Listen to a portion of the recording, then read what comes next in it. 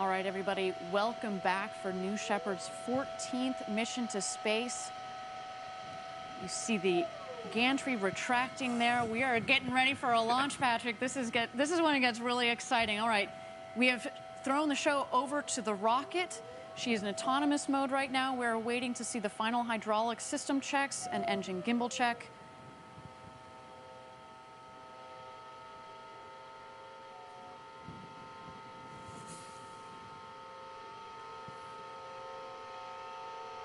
There you go. You see the aft fins, making sure they've got full clearance there. There are 4 fins on the base of that rocket. We want to check these aerodynamic surfaces and systems before flight. This is just exactly what a pilot does on an aircraft.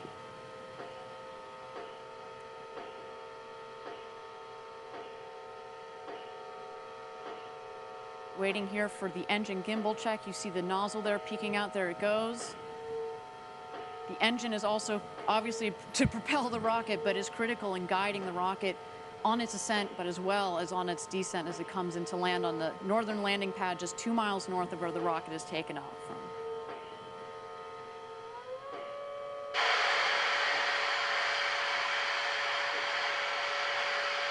All right, and that takes us to launch. Lieutenant Control, here we go, New Shepard. Have a great flight, Mannequin Skywalker. Enjoy that shiny new capsule, and we'll see you back home soon at Launch Site 1.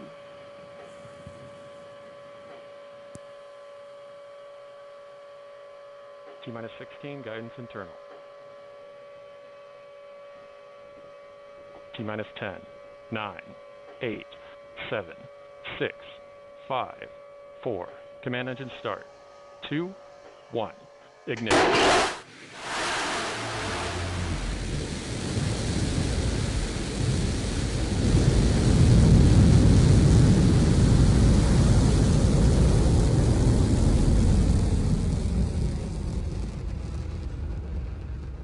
Oh, yeah, look at her go. Mission Control has confirmed New Shepard has cleared the tower on her way to space from Launch Site 1 in the West Texas desert with Mannequin Skywalker on board. Right about now, the fins on the aft portion of the vehicle are going to help the vehicle do its roll maneuver. The booster is going to be rolling at about 2 to 3 degrees per second, which equates to a full rotation of the vehicle every 2 to 3 minutes. This, of course, is to give the astronauts a 360-degree view during the flight. All right, coming up here on max Q, maximum dynamic pressure on the rocket is the toughest portion of the flight for the rocket. And we've confirmed max Q. Excellent.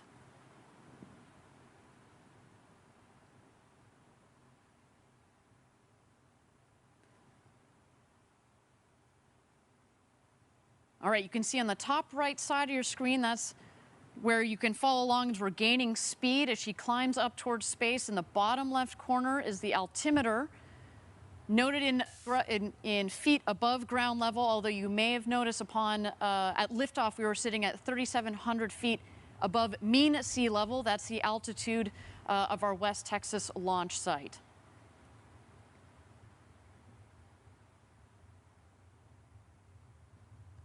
Now, Mannequin Skywalker, and they're starting to feel those Gs, around 3.5 Gs on the way up to space. It's very similar to a roller coaster, but in that horizontal position of the seats, definitely is a much more comfortable ride.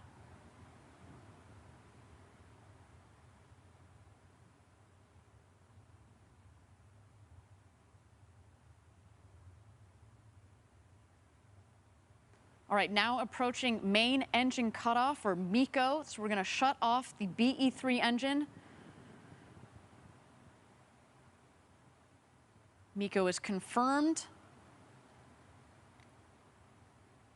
Now you'll notice that the booster and the capsule are continuing as their combined ascent to space. As you watch the altitude continue to speed is dropping, of course, as it no longer has the propulsion from the BE-3 engine.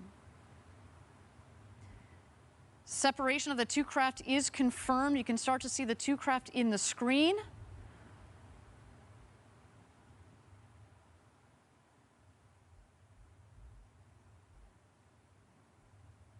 Thank you again, everybody, for joining us live for New Shepard's 14th mission to space. The maiden launch for this rocket. So far, everything appears to be nominal. The two craft have separated. Right about now is when, if you were an astronaut in there, that's when you'd be able to float around, gaze out of those huge, gorgeous windows, maybe even do a somersault or two. I know I would certainly do that. And as we've noted in previous flights, if you follow along on the speed on the top right corner, as soon as that speed hits 0, that's when you know that the rocket and the capsule have hit its apogee point, the highest point in the flight of the rocket.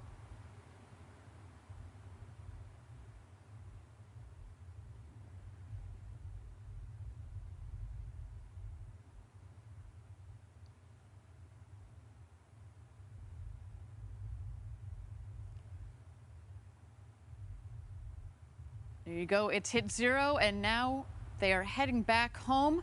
We should have an unofficial apogee altitude coming up here shortly. But we have gone well over 100 kilometers, the Kármán line, the official line of space, and there it is, 350,827 feet above, I believe, mean sea level, so that is excellent. A great flight. Well over the Kármán line. Anakin Skywalker is an astronaut once again. Now the capsule should be continuing to do its slow spin. Everybody gets a window seat in the capsule of New Shepard, but now we're making sure everybody gets the perfect view.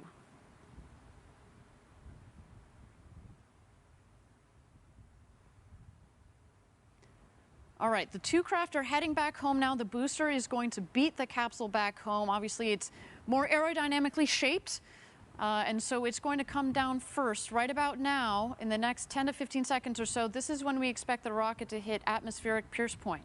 That means that's when it's coming back in, and it's back home from space, and it has enough air pressure upon which it can use its aerodynamic surfaces to push, and that will help guide the rocket back to its landing pad, again, 2 miles north of where it's taken off from. We have confirmation that the wedge fins have been deployed. Those fins are at the forward section, the top section of the rocket. They're housed in the ring fin. They also help provide stability for the rocket as it comes into land.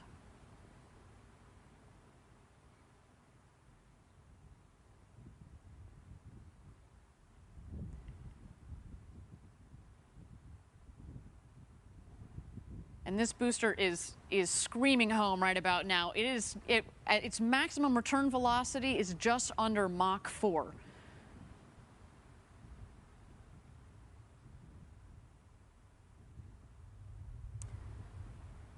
So we're looking now for the drag brakes to deploy. As soon as those deploy, you'll see the speed come down very rapidly. You're starting to see that in the top right corner there. And then in quick succession, we're going to get the BE-3 engine to restart. The landing gear will deploy, and then the booster will come in for a nice soft touchdown. There are the drag brakes.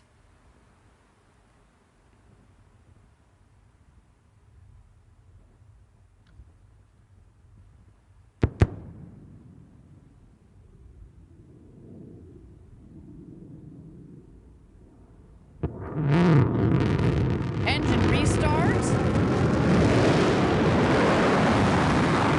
Landing gear deployed.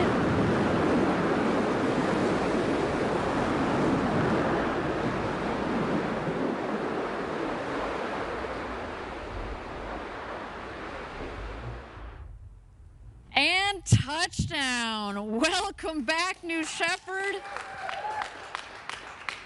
Oh, you can hear our team back here at headquarters enjoying this moment for this rocket.